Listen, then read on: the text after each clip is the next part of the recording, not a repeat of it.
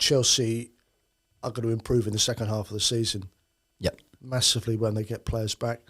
I just look at their injury list. They've got a first team, haven't they? You've covered football for the best part of... I started covering football in... My first job was in 1981, right, when I took over from Jeff Stelling, who was significantly older than me, I have to say, was moving to London for his first big crack. So a long time. And no one ever heard of him since? Jeff Stelling? Yeah. What's he doing? Never heard of the fella. No idea what he's doing. Never heard of him. No, I think he disappeared without a trace, didn't he? Yeah. So in your 40 plus years Yes. of covering football, covering top flight English football, have you ever known an injury crisis like Chelsea's one at the minute? No, I haven't. And I know they're looking at what's gone wrong. And I know that they're looking with the new owners because they made changes and some of those medical personnel disappeared. And I think some of the players went away, didn't they, for treatment privately. But when you have those many players on a treatment table, it looks beyond the coincidence.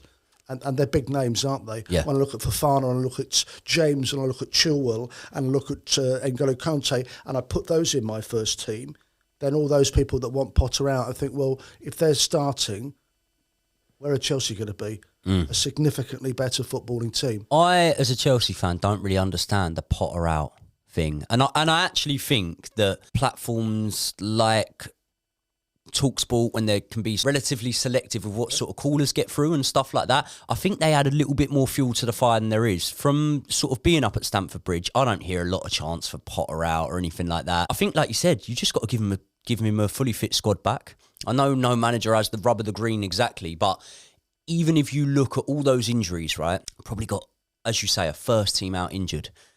If you can just get Reece James, Chilwell and Kante back in that side, straight away, that's a completely different team. One thing that concerns me massively is the recruitment. I had someone the other day in the comments to one of our videos on our other platforms say this must be the only fan that moans about his club's owners spending money. And I said, tell that to an Everton fan. Because if you look at the way we're spending money, just at the minute, off the top of my head, right, wingers, or people that could half be defined as a winger. Kai Havertz, no one's got a clue where he plays. Ziyech, Pulisic, Mudryk, the new boy whose name I'm not going to try and pronounce because I will butcher it. Lewis Hall you could throw into that. Nkunku coming in. And Sterling, who hasn't even completed a full season with us. I've just counted 8 wingers. I think investment-wise, we're investing in the wrong places. I think that we're in need massively of more of a presence in midfield.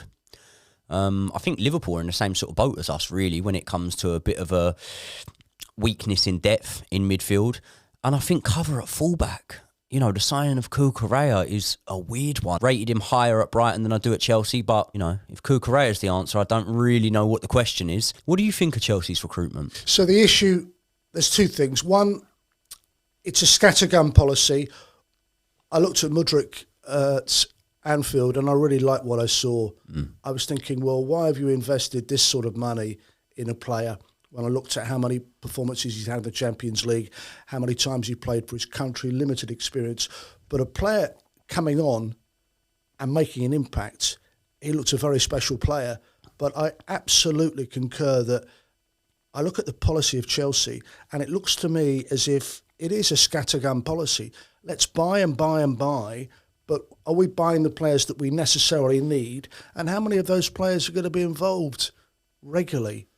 When you get back some of the players that I mentioned earlier that we can talk about as genuine first-team footballers, how many of those players are going to make Chelsea a better team? So I do look at the recruitment, and I do think that the nonsense about Potter, which came, by the way, within 10 games, I think, when it started to slide slightly, people talking about, well, is he the right fit? He was brought in with a footballing philosophy and a long-term game plan. He has not been able to play his best team. He's been cursed by bad luck. It's ridiculous to suggest that they should change manager at this stage. He has to be given time.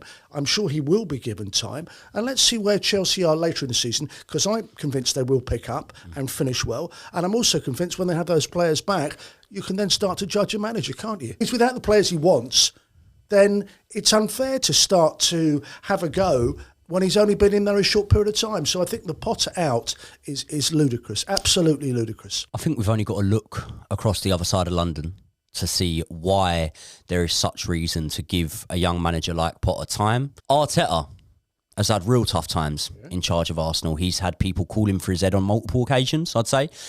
You look at now how they're flourishing, how they're doing. It definitely gives Chelsea fans something to be optimistic about. Myself personally, with the ability to look back into the past and seeing how it's worked for us before, I would probably rather we didn't finish in any European places.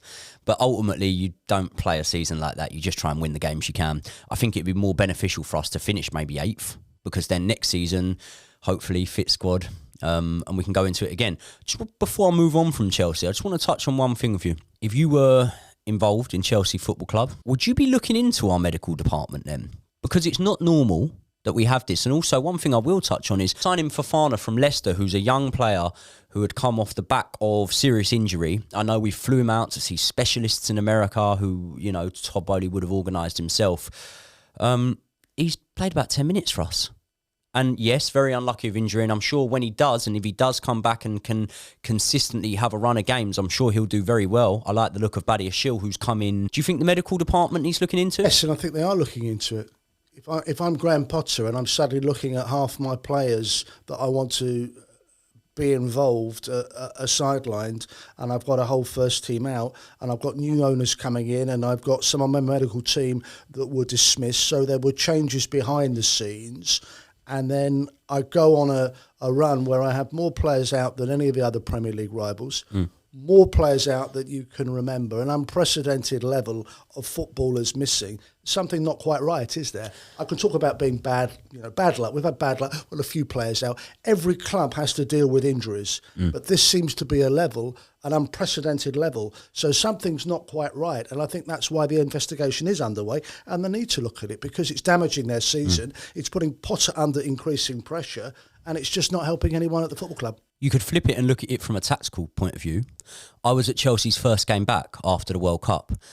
That was a home tie with Bournemouth. I think we won it 2-0. 2-0 or 1-0. But I was in the stands in the Matthew Harding lower. And I was very, very surprised to see Reece James's name on the team sheet. Not because he shouldn't be the first name on the team sheet, but he had missed the World Cup for injury. I know he'd been doing a bit of warm weather training abroad, and he came straight back into the fold when there was potentially other options of players that I would have maybe started instead of him. Also, Fofana came straight into the starting lineup when he came, and he was coming off the back of an injury layoff and hadn't been playing regularly for Leicester. Do you think that that's a tactical decision, or do you think there's any chance that that could come from pressure from the board? I would have thought that Graham Potter is advised that those players are in a position to start a football game. By the medical department? Yes. Yeah. He's got a big enough squad that he can say at that stage, because the injury crisis wasn't as bad as where we are at the moment, that he could have said, okay, we have an injury list which is worrying, but you're part of the medical department and you're telling me that Reece James is fit to start a game of football. That is your job. That is where your expertise is. I don't believe that Graham Potter is going to gamble on the fitness of players like James or Fofana unless he's told that they're in a position to start a game of football. So it's not Potter's responsibility. It's those working in that department, surely. It's definitely work that needs to be done for Chelsea, but I do feel as a Chelsea fan like we're looking at a period of time coming up now where it may well become a little bit more promising for us. We might start to see some better results, and I do believe we will climb that table.